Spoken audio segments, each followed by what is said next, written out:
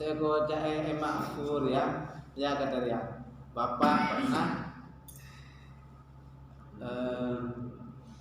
mari bejeng masuk, kemudian di tempat itu memang ada jeding. Ternyata pas bejeng orang bini sakula tada orang labang pas tabuka tapi bapak lebet ya tak apa sengaja alhamdulillah maksudnya jaros terus saking abes subhanallah astagfirullahaladzim kan Pak Kundi kalau astagfirullahaladzim ya banyak permasalahan memang di kegiatan bulan Ramadan ini. Hanya saja yang penting kita niatkan dan ikhlas, itu yang paling penting. Yang paling penting lillahi ta'ala. Arab pas kuat semua ini, semua umat Islam dari imsak sampai berbuka mak kuat karena niat. Tanpa niat insya Allah tidak akan kuat. Jadi yang pertama adalah niat tulus lillahi ta'ala kita berpuasa. Urusan pahalanya urusan Allah ya. Tak usah mondoyo kok rebunya pahala namanya pokok sudah urusan Allah. Yang penting kita melaksanakan apa yang disyariatkan, tidak menyimpang. Kalian ini sebenarnya tahu mana yang baik, mana yang buruk, mana yang harus dikerjakan, mana yang harus ditinggalkan. Bapak yakin tahu ya Pak, walaupun itu hanya perbuatan kecil, sekecil apapun kalian tahu. Tidak usah bertanya, tidak usah pura-pura tidak tahu. Pakun atena benak kulit sebener. Oh Arya tak bener, mesti seperti itu. Ya pakun tahu neng lorong ketika ada duri pas buat meninggalkan mesti nematen ban aja kok salah duri deh kana itu. Pakun ban tahu mana yang harus dikerjakan, tak usah boleh. Namun berduri ning tengah lorong aji ban ambu pas kalah gua. Ini syariat. Yang jamaah kulin ateh ban pakun tahu apa tuh? Ya apa boleh marah? Apa boleh? Boleh. Ayo bantu, baik. Untuk membaca Al-Quran itu yang dibutuhkan hanya kebiasaan. Ya, saya ada santri besar yang mana dia hanya sebatas kenal huruf, tapi tidak tahu bacanya yang benar. Tapi karena semangat yang tinggi ketika baca, dia baca terus awalnya buta tambu kurang lebih sekitar 1 minggu ke 2 minggu itu refleks dengan sendirinya. Artinya perkembangan bacaan itu pasti berbeda. Begitu sebaliknya, ada santri saya itu usianya juga ya usia dewasa, pinternya luar biasa, tapi karena lama tidak baca, pas di awal tadarus itu dia ikut, ternyata banyak salahnya juga. Jadi ketika kita itu memiliki ilmu membaca Al-Quran, itu diupayakan kalian membuat wadah.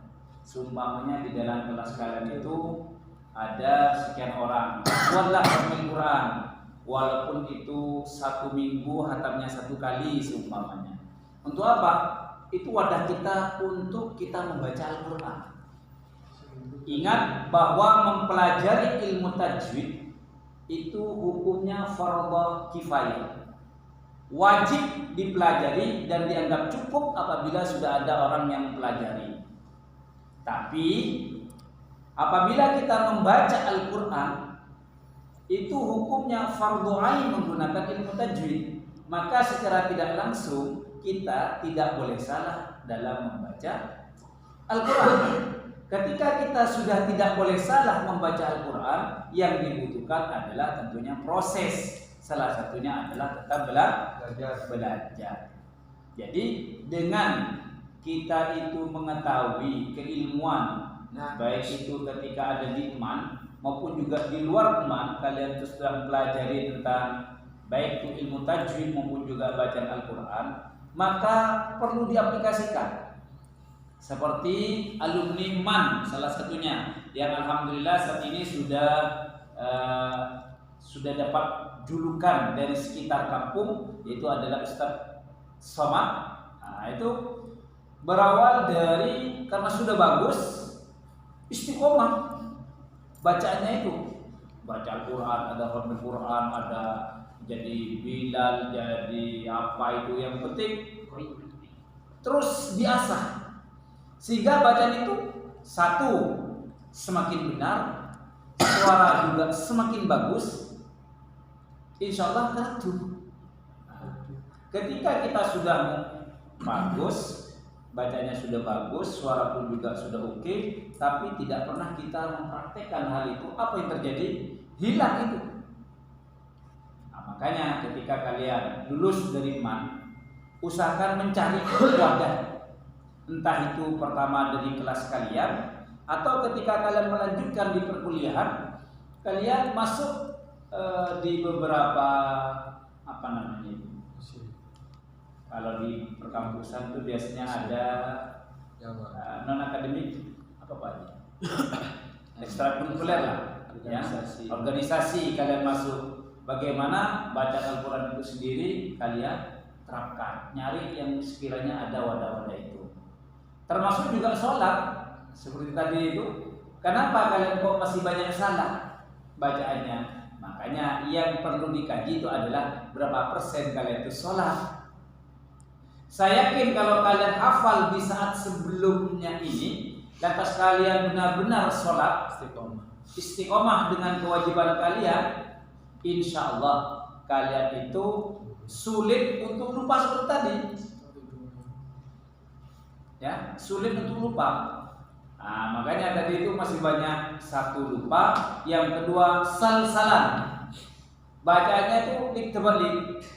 Ya. Ya Pak. Wa ana minal musyrikin wa ma ana minal muslimin. Loh, kok saya termasuk orang kafir dan bukan termasuk orang muslim? Nah, ini. Makanya ketika kalian tahu akan bahasa, hafal akan bacaan, pelajarilah maknanya. Ya, karena ketika kita sholat mengetahui akan maknanya, maka insya Allah manisnya dari sholat itu akan tampak. Ya, buah dari sholat itu akan kita dapatkan. Kenapa? Karena sudah tertera dalam Al-Quran, Inna sholata tanha 'anil fahsya'i wal munkar. Sungguhnya sholat itu akan mencegah dari perbuatan fahsya wal munkar, kekejian dan kemungkaran.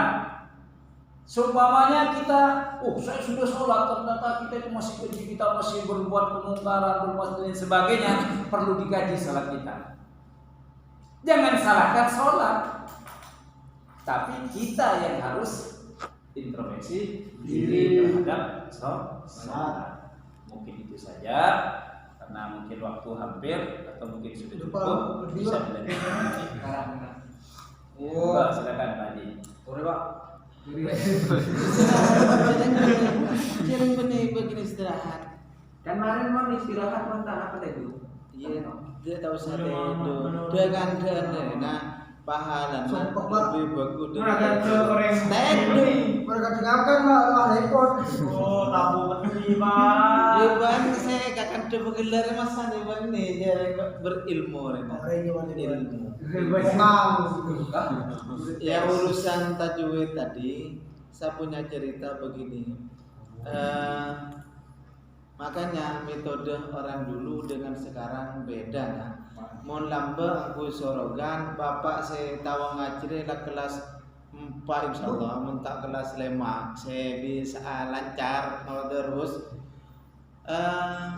karena memang metodenya metode lambat kini alif fathah alif kasrah alif dhamma a i u lah karena sistematis yang cuma lambat. Kalau sekarang tajwid itu ngikutin anak dia pinter maca dulu di lembaga-lembaga sudah banyak termasuk Nurul Hikmah, Al-Iswa dan tempat-tempat lain.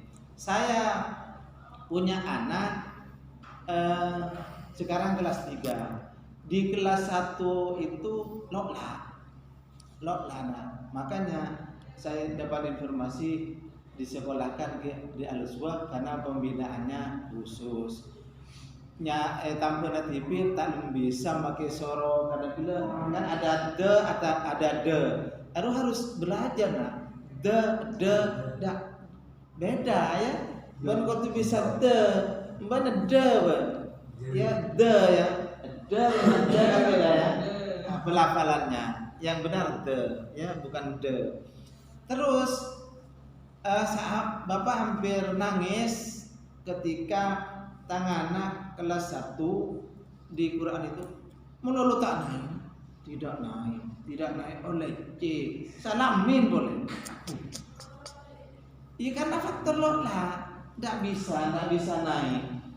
Terus ada stimulasinya erong-perong pelet mulut pas jongkok kemudian ada nyanyiannya baru dengan metode itu pas muncul R salah R muncul tinggal muncul R alhamdulillah pas 3 bulan kelas tung naik terus ya karena pelafalnya R sudah bisa mungkin kita bisa R ada tahu tidak himeng reng tuan ban alhamdulillah saya taklok lah ya saya pintar ngaji, saya tahu ngaji, tinggal istiqomah. Segila Bapak Aldo menyampaikan, makilah pintar namun tak ekungsi, mun tak teman ibadah tak bisa. Pengalaman ke Bapak, abid sibuk tak ngaji, seminggu apa acara ngajar boleh si Mas Anta, itu, karena sudah tidak terbiasa. Iya. Kemudian juga perhatikan. Ya. Mengingatkan beda dina akan mi. Kandalan ingatkan rayu karena saya. Metode yang Bapak lakukan dulu kala kami metode setia tentang marujul huruf guna hukum setia kadang kau neru dari anak kol-kolan apa neru dari anak itu yang sabar yang tepat orang. Kalau sekarang alhamdulillah di tempat-tempat atau lembaga manapun sudah buka tahfidz. Tapi tahfidz kalau kita ngaji itu lagi benikun ngafal lagi tahsin iya tahsin baru tahfidznya benih ngafal lagi atau ngaji ngafal lagi kun ngiding lagi setelah diberi Al-Quran pasti tak bisa tiba pun kau jeneng ngaji nah dari sebenarnya bidang ilmu ngaji Al-Quran baca Quran Yasin mula baca terus jemaah ber hafal TV tak usah ngapal lagi ketemu betul ya kenapa karena terbiasa dilaksanakan. Yang penting intinya kita berlatih dan istiqomah.